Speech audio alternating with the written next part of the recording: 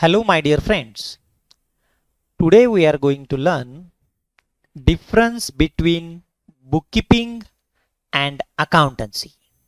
So let's begin the difference between the bookkeeping and accountancy. So the first difference in the bookkeeping and accountancy is bookkeeping is concerned with recording and classifying of the business transactions.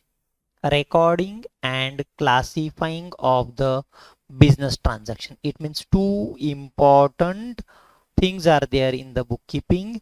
It is the recording of the business transactions and classifying the business transaction. But in case of accountancy, it is related with recording, classifying, and in addition to summarizing and analyzing and interpreting the financial results. So bookkeeping, it is a first step in before accountancy. So once the transactions have been recorded, classified in the books of accounts, then next process begins, that is summarizing, analyzing, interpretation of the financial data. म्हणजे bookkeeping मध्ये आपण व्यवहारांची नोंद करायची आणि वर्गीकरण करायचं. म्हणजे खरेदीच्या पुस्तकामध्ये खरेदीचे व्यवहार, विक्रीच्या पुस्तकामध्ये विक्रीचे व्यवहार. पण फक्त नोंद करून त्याचा उपयोग आपल्याला होणार नाही, तर त्याची समरी बनवायची, ॲनालिसिस करायचं आणि वर्षाच्या शेवटी profit and loss account, balance sheet बनवायचं, जेणेकरून आपल्याला तो फिनान्शियल डेटा डिसिजन मेकिंगसाठी उपयोगी पडू शकतो. Second difference is bookkeeping is the primary stage. आता सांगितलं होतं, म्हणजे सुरुवातीला व्यवहारांची नोंद जी केली जाते, it is a first stage, primary stage. It is the base for accounting. म्हणजे अकाउंटिंग सुरू करताना सगळ्यात पहिले तुमच्याकडे बुककीपिंग असायला पाहिजे. जसं इमारत बांधताना आपल्याकडे पाया असणं आवश्यक आहे, so in accounting first step it is a bookkeeping.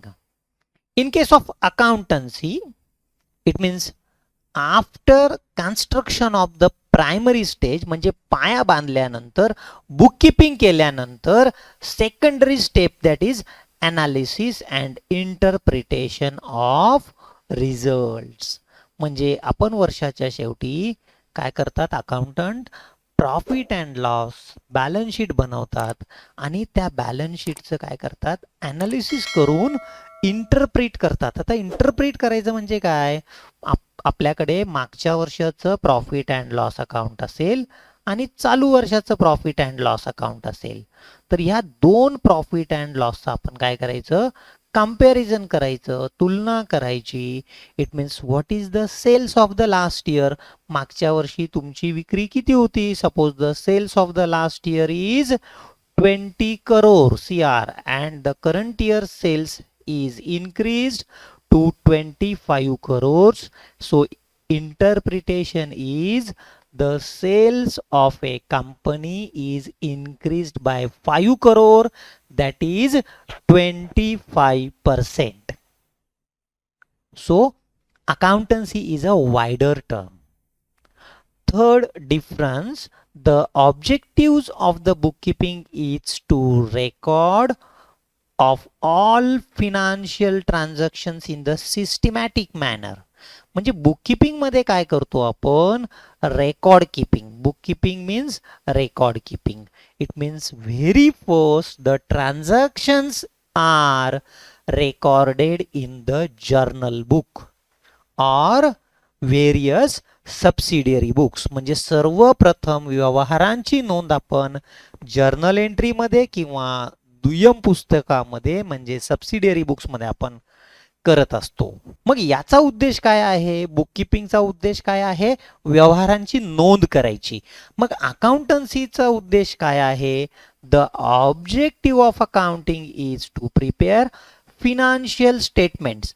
एखाद्या कंपनीमध्ये वर्षभरात 2000 ट्रान्झॅक्शन झाले, हे 2000 ट्रान्झॅक्शन आपण एका वहीत लिहिले तर त्याचा उपयोग काहीही होत नाही. It is a record keeping, book keeping, but in accounting the accountant prepares the financial statement, that is trading account. Trading account म्हणजे किती खरेदी झाली, किती विक्री झाली, नफा किती झाला.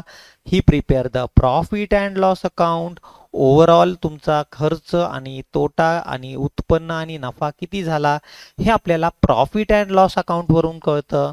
Further communication of these results with the relevant authorities. So who are the relevant authorities? Yes, relevant authorities are the, कालच्या लेक्चर मध्ये सांगितलं होतं तुम्हाला, stake holders. So stake holder means who are having the interest in your company. मग आपल्याकडे stake holder म्हणजे कोण? Share holder, banker, customer, investor, म्हणजे त्यांचा आपल्या कंपनीमध्ये काही ना काही हितसंबंध असतो. ICICI बँकेने जर तुमच्या कंपनीला 50 करोडचं कर्ज दिलं तर तुम्ही प्रॉफिटमध्ये जात आहे का लॉसमध्ये आहे हे ICICI बँकेला समजणं आवश्यक आहे, कारण त्यांनी तुम्हाला पैसे दिलेले आहेत. So accountancy involves preparation of the financial statements and communication of the results to the stake holders. Okay, now who takes the responsibility of the bookkeeping? Usually in a company, junior staff means the fresher accountant, data entry operator, he takes the responsibility of the bookkeeping, that is the record keeping. म्हणजे कंपनीमध्ये fresher BCom झालेले, BCom शिकत असलेले मुलं काय करतात? Accounts कीपिंगचं म्हणजे ट्रान्झॅक्शनची entry कशी करायची, जर्नल एंट्री कशी करायची. आता सगळ्या कंपन्यांमध्ये कम्प्युटर आहे, त्यामुळे टॅली किंवा त्या कंपनीचं जे अकाउंटिंगचं सॉफ्टवेअर आहे त्या सॉफ्टवेअरमध्ये काय करतात? हे ज्युनियर अकाउंटंट एंट्रीज करायचं काम करतात. मग त्याच्या पुढे महिन्याच्या शेवटी, क्वार्टरली किंवा वर्षाच्या शेवटी जे सिनियर अकाउंटंट असतात त्यांची रिस्पॉन्सिबिलिटी असते accounts keeping, that is preparation of financial statement. Okay, now come to the next point of difference, outcome. आता याच्यातून आपल्याला काय साध्य होतं? Bookkeeping basically results in the journal and ledger. म्हणजे बुककीपिंग मध्ये दोन गोष्टी, एक म्हणजे रोज कीर्दवही आणि दुसरं म्हणजे लेजर म्हणजे खतावणी. म्हणजे बुककीपिंग मध्ये व्यवहारांची नोंद जर्नलमध्ये करतात आणि लेजर म्हणजे वेगवेगळ्या खात्यामध्ये त्याची पोस्टिंग करतात. म्हणजे फर्निचर अकाउंटमध्ये फर्निचरचे व्यवहार लिहायचे, परचेस अकाउंटमध्ये परचेसचे व्यवहार लिहायचे, कस्टमरच्या अकाउंटमध्ये कस्टमरचे व्यवहार लिहायचे. It is the outcome. But in accountancy the results of the accountancy म्हणजे त्याच्यातून काय बाहेर येतं अकाउंटन्सीमुळे? Yes, it is a financial statement म्हणजे नफा तोटा पत्रक, profit and loss account, balance sheet म्हणजे ताळेबंद पत्रक. हे दोन त्याचे काय आहेत? रिझल्ट्स आहेत, आउटकम आहे. पिरियड. आता बुककीपिंग कधी करावं लागतं? येस, बुककीपिंगचं आपण व्याख्याच पाहिली. Bookkeeping it is an art or science of recording day to day transactions.